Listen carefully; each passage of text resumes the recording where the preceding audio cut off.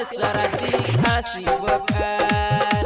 अरे बेंगलोर से कमा के अइले हमरो सजनवा धइले बाटे सर्दी खांसी बुखार।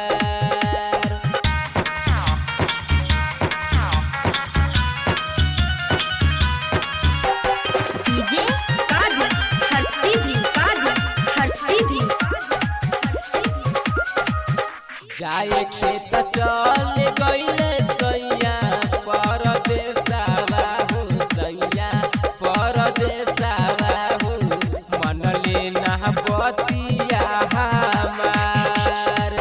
लॉकडाउन लागल जब सुननी सहन देसवा हो सुननी सहन देसवा हो जरे लागल जियारा हमार।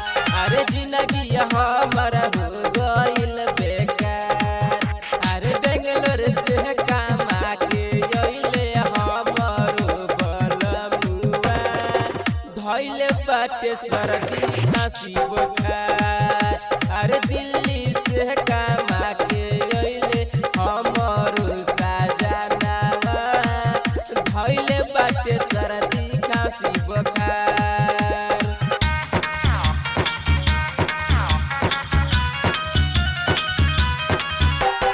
डीजे कादर हर सीधी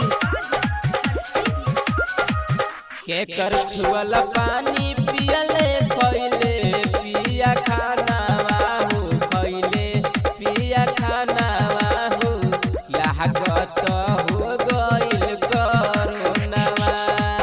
राजा अंकुर नीति ससैया पैदल अइले घरवा हो पैदल अइले घरवा हो देहिया एकर गइल बा सुखार। हमर सपना सब भइल बा बेकार। अरे बेंगलोर से कमा के अइले हमरो बलमुआ धइले बाटे सर्दी खांसी बुखार। अरे दिल्ली